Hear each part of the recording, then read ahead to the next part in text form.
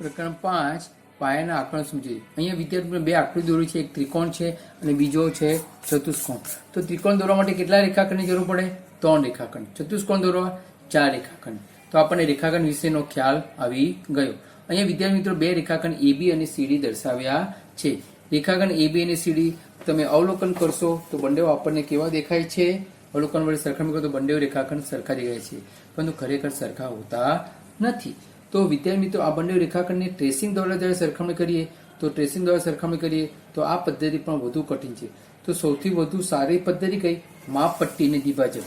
તો આ માપપટ્ટીની મદદથી તમે રેખાખંડ માપશો તો તમને રેખાખંડનું ચોક્કસ માપ મળે છે, પરંતુ વિદ્યાર્થી માપપટ્ટી વડે માપન કરવામાં થોડી મુશ્કેલીઓ આવે છે। કઈ મુશ્કેલીઓ? તો કે માપપટ્ટીની આ જે જાડાઈ હોય છે ઘણા માપપટ્ટીમાં એ વધુ હોય છે, તેથી અંકિત થયેલા માપ લેવામાં ઘણી તકલીફ અનુભવાય છે। બીજું, માપપટ્ટીમાં આંકાની પ્રમાણભૂતતા। આ જે આંકા છે બરાબર દોરેલા છે, એક સરખા છે, તો એ પણ આપણને કારણભૂત બને છે। જેમ કે 0 થી 1 સેન્ટીમીટર વચ્ચે 10 કાપા છે, એ 10 કાપામાં એક કાપાનું મૂલ્ય કેટલું થશે? 0.1 સેન્ટીમીટર, એટલે કે 1 સેન્ટીમીટર બરાબર 10 મીટર। પણ એ એક કાપો છે એ બરાબર આંકાની પ્રમાણભૂતતા જો ચોકસાઈ હોય તો જ આપણને માપ સાચું મળે છે। તો આ વિદ્યાર્થી મિત્રો આ રીતે માપી શકાતું નથી રેખાખંડ। તો સૌથી વધુ સચોટ પદ્ધતિ કઈ? આવું દ્વિભાજક। દ્વિભાજકને શું કરવાનું છે? રેખાખંડના બે અંત્યબિંદુ A અને B પર શું કરવામાં આવે છે? બે અંત્યબિંદુ પર મૂકી દેવામાં આવે છે। એ રીતે રેખાખંડ CD, તો CD ના બે અંત્યબિંદુ છે એના પર આપણે મૂકી દેવામાં આવે છે બે અંત્યબિંદુઓ, અને બે અંત્યબિંદુઓ મૂકીને એને માપપટ્ટી વડે જ્યારે માપવામાં આવે ત્યારે આપણને સચોટ માપ મળે છે। જો વિદ્યાર્થી મિત્રો અહીંયા મેં C અને બીજું કયું છે? D, એટલે કે C અને D પર મેં અંત્યબિંદુઓ છે એના પર મૂકી દીધું અને માપપટ્ટી વડે માપી લઈએ આવી રીતે, તો આપણને સચોટ માપ મળે છે। તો અહીંયા વિદ્યાર્થી મેં રેખાખંડ AB ને માપ્યો દ્વિભાજકની મદદથી તો 4 સેમી, ને CD રેખાખંડને માપ્યો તો 4.2 સેમી। તો હવે તમે કહી શકશો કયો રેખાખંડ મોટો છે? CD રેખાખંડ મોટો છે। એટલે સૌથી વધુ સચોટ માપ કોના વડે કરી શકાય છે? દ્વિભાજક અને માપપટ્ટી વડે કરી શકાય છે। બીજું, માપપટ્ટી વડે થોડીક આપણને સતી અનુભવાય છે। કઈ સતી? તો કે આંખની ખોટી સ્થિતિ। આંખની ખરેખર સાચી સ્થિતિ હોય છે, જે વસ્તુ માપવાની વસ્તુ હોય તેને બરાબર આંખની સામે રાખવી જોઈએ। અંકની લંબ રૂપે હોય છે તો જ આપણને સાચું માપ મળે છે। જો ત્રાંસી નજરે જોવામાં આવે તો ભૂલ થઈ શકે છે। તો આથી માપપટ્ટીની આપણને જે રેખાખંડનું માપન કરવામાં મુશ્કેલીઓ અનુભવીએ છીએ તે। તો વિદ્યાર્થી મિત્રો હવે આપણે જોઈએ છીએ અહીંયા મેં PQ રેખાખંડ દર્શાવ્યો છે, એને ડોટ વડે દર્શાવ્યો તો આ શું થઈ ગઈ? રેખા થઈ ગઈ। એટલે રેખાખંડ એ રેખાનો ભાગ છે। હવે વિદ્યાર્થી મિત્રો આગળ જોઈએ, અહીંયા મેં એક ત્રિકોણ દોર્યો છે। ત્રિકોણના 3 બાજુ હોય છે। આ બાજુ 2 સેન્ટીમીટર છે, આ બાજુ 3 સેન્ટીમીટર છે, ને આ બાજુ 4 સેન્ટીમીટર છે। તો વિદ્યાર્થી મિત્રો ત્રિકોણની કોઈ પણ બે બાજુના માપનો સરવાળો, કોઈ પણ બે બાજુ, ધારો કે 2 અને 3 નો સરવાળો એ ત્રીજી બાજુ કરતા કેવો હોય છે? એ ત્રીજી બાજુ કરતા વધુ જ હોય છે। 2 અને 3 5, એ 4 કરતા વધારે છે। તમે 3 ને 4 કરશો તો કેટલો? 7, એ 2 કરતા વધુ છે। એટલે કોઈ પણ બે બાજુનો સરવાળો એ ત્રીજી બાજુ કરતા વધુ જ હોય છે। હવે આપણે સ્વાધ્યાય 3.1 કરીશું। 3.1 નહીં પણ વિદ્યાર્થી મિત્રો 5.1 સ્વાધ્યાય કરીશું। સ્વાધ્યાય 5.1 પહેલો પ્રશ્ન, વિદ્યાર્થી મિત્રો માત્ર નિરીક્ષણ કરી રેખાખંડોની સરખામણી કરવામાં કયો ગેરલાભ થાય છે? તો વિદ્યાર્થી મિત્રો અહીંયા બે રેખાખંડ AB અને CD નું નિરીક્ષણ કરી રેખાખંડની સરખામણીમાં તો કયો ગેરલાભ થાય છે તે આપણે આગળ ચર્ચા કરીએ। તો જવાબ શું આવશે? માત્ર નિરીક્ષણ કરીને બે રેખાખંડોની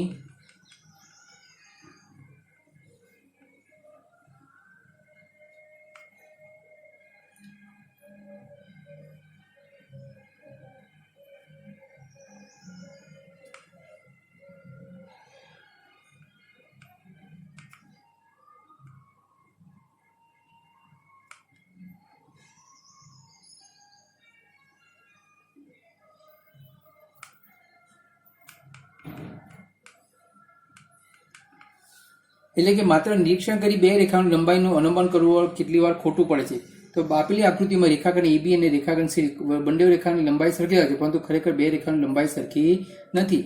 AB રેખાખંડની લંબાઈ કેટલી છે? AB રેખાખંડની લંબાઈ 2.5 સેમી છે, જ્યારે CD રેખાખંડની લંબાઈ કેટલી છે?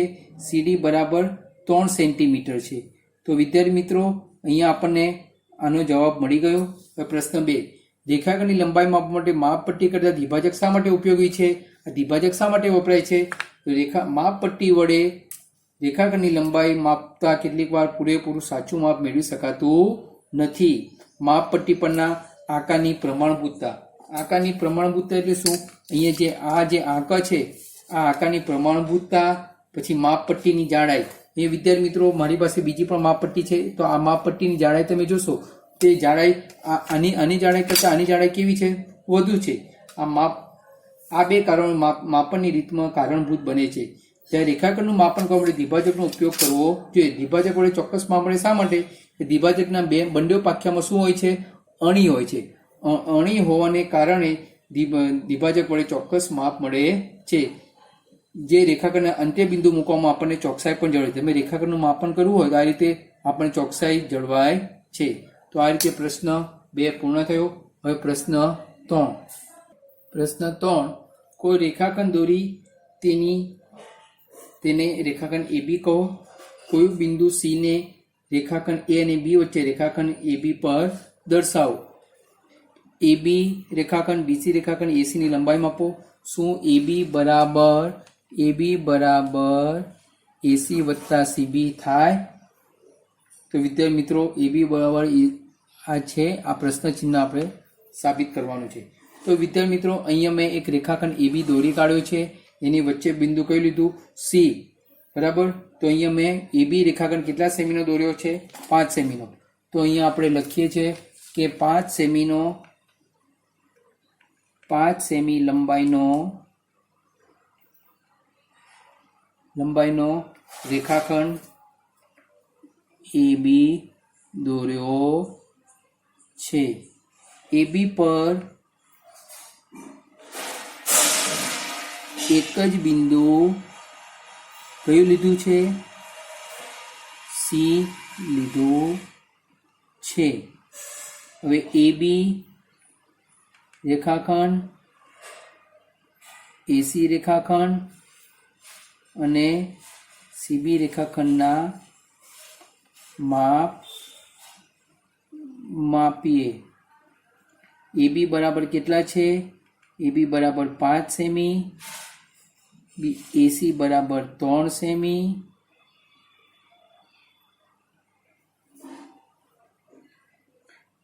CB બરાબર 2 સેમી છે. હવે AC વત્તા CB બરાબર કેટલા થશે? 3 વત્તા 2 બરાબર 5 સેમી. વળી AB બરાબર કેટલા છે? AB બરાબર 5 સેમી.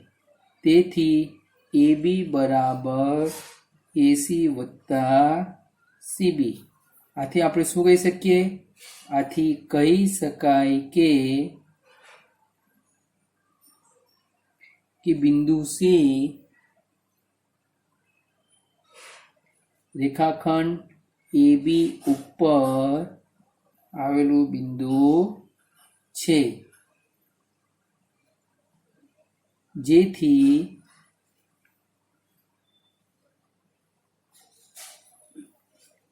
AB બરાબર AC વત્તા CB થાય છે.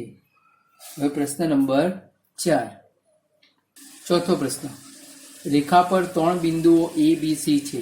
તો અહીંયા મેં રેખા દોરી છે. A B C 3 બિંદુઓ છે. AB બરાબર 5 સેમી, BC બરાબર કેટલા સેમી છે? 3 સેમી, અને AC બરાબર 8 સેમી હોય તો કયું બિંદુ બાકીના બેની વચ્ચે હશે?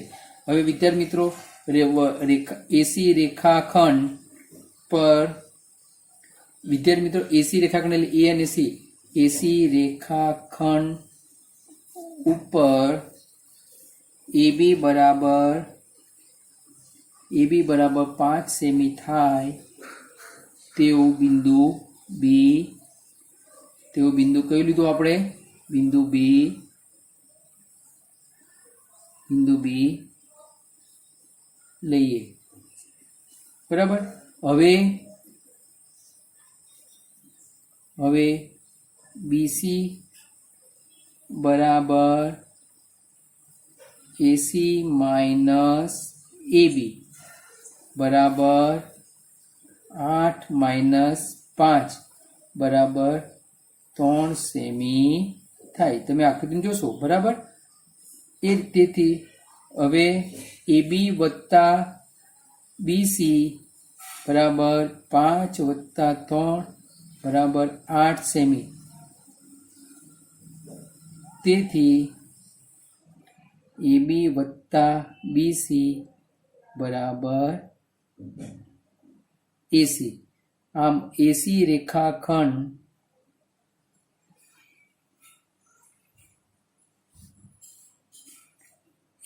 રેખાખંડ પર બિંદુ B આવેલું છે. તેથી બિંદુ B એ બિંદુ A અને બિંદુ C ની વચ્ચે આવેલું છે. C ની વચ્ચે આવેલું. કયું બિંદુ વચ્ચે આવેલું છે ખ્યાલ આવી ગયો વિદ્યાર્થી મિત્રો?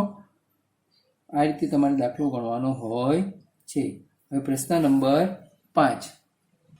પાંચમો પ્રશ્ન, ચકાસો કે ડી બિંદુ એ AG નું મધ્ય બિંદુ છે. અહીંયા વિદ્યાર્થી મિત્રો આકૃતિ આપી દીધી છે 1 2 3 4 5 6 7 અને એના પર દર્શાવેલ બિંદુ A B C D E F G દર્શાવ્યા છે. તો સૌપ્રથમ આપણે શું કરીશું? સૌપ્રથમ A બિંદુથી ડી બિંદુ સુધીનું અંતર, એટલે કે A થી માંડીને ડી બિંદુ સુધીનું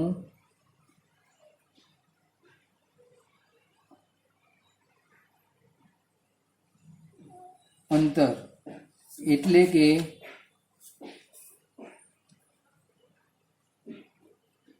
અંતર AD તથા ડી બિંદુથી જી બિંદુ સુધીનું અંતર DG શોધીએ.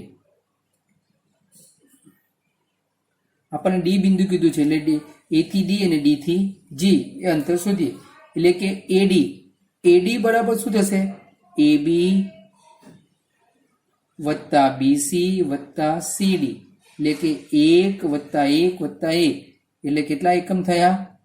3 એકમ. એવી રીતે D થી G એટલે કે DG બરાબર DE વત્તા EF વત્તા FG, એટલે કે 1 વત્તા 1 વત્તા 1 એટલે કેટલા થયા? 3 એકમ. હવે AG બરાબર આખો AG એટલે A થી G, તો AD વત્તા DG બરાબર 3 વત્તા 3 એટલે કેટલા થયા? 6 એકમ થયા. આમ AD બરાબર DG બરાબર 3 એકમ. તેથી શું કહી શકીએ વિદ્યાર્થી મિત્રો? ડી એ રેખાખંડ AG ઉપર આવેલું બિંદુ છે, જેથી A' T' G તથા AD બરાબર DG. આમ તેથી ડી એ રેખાખંડ AG નું મધ્ય બિંદુ છે. તો વિદ્યાર્થી મિત્રો હવે પ્રશ્ન નંબર 6 જોઈશું. છઠ્ઠો પ્રશ્ન, બી એ AC નું મધ્ય બિંદુ છે અને સી એ કોનું છે? એ BD નું મધ્ય બિંદુ છે.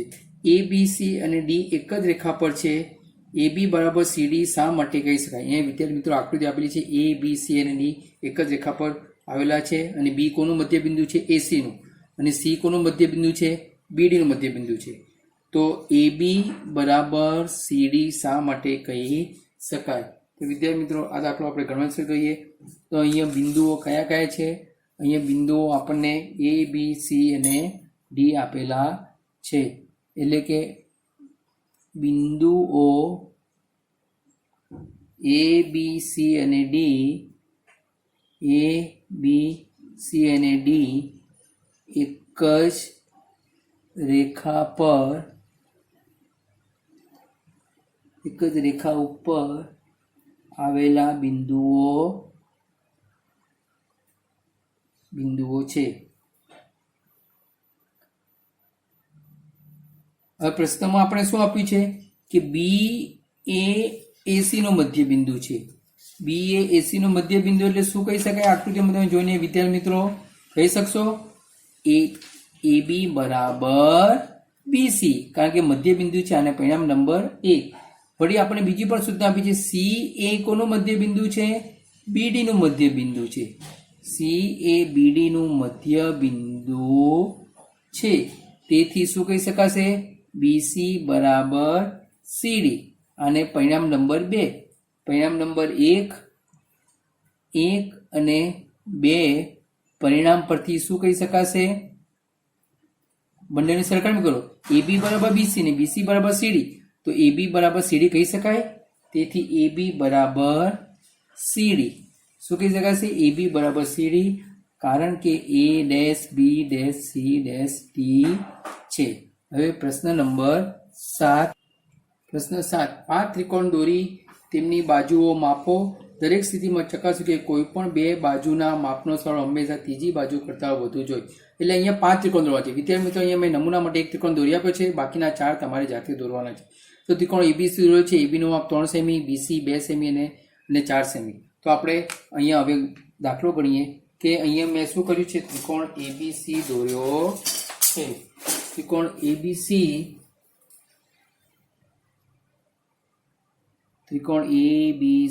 દોર્યો છે, જેમાં AB બરાબર કેટલા છે? AB બરાબર 3 સેમી, BC બરાબર 2 સેમી અને AC બરાબર 4 સેમી છે. હવે કોઈ પણ બે બાજુના માપનો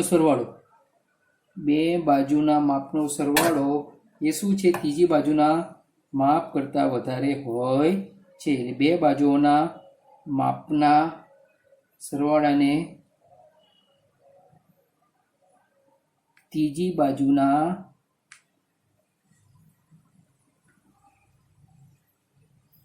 બાજુના માપ સાથે સરખાવીએ.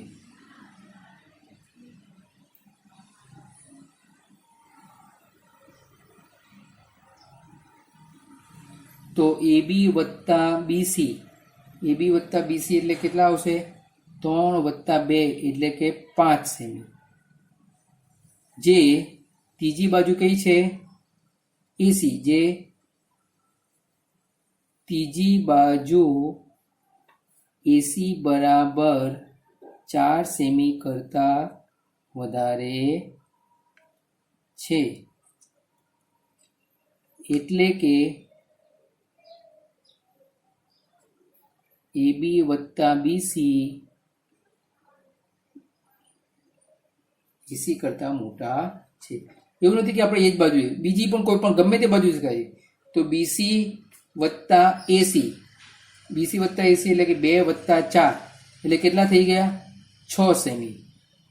જે ત્રીજી બાજુ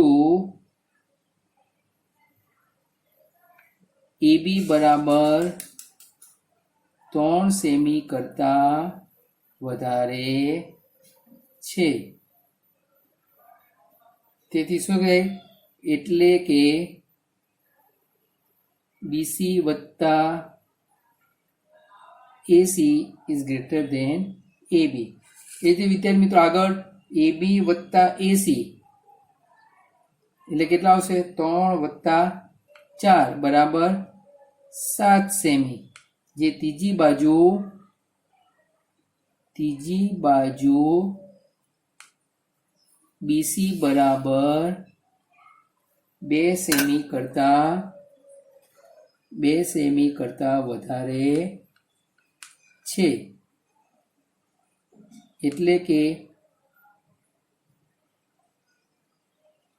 એટલે શું શકાય? એટલે કે AB વત્તા AC is greater than BC. એટલે કોઈ પણ બે બાજુનો સરવાળો હોય, ત્રીજી બાજુ કોઈ પણ બે બાજુનો સરવાળો ત્રીજી બાજુ કરતા વધારે છે. આ રીતે કોઈ પણ માપના બીજા 4 ત્રિકોણ દોરીને તમારે કરવાનું રહેશે. અહીંયા આપણું સ્વાધ્યાય પૂર્ણ થાય છે.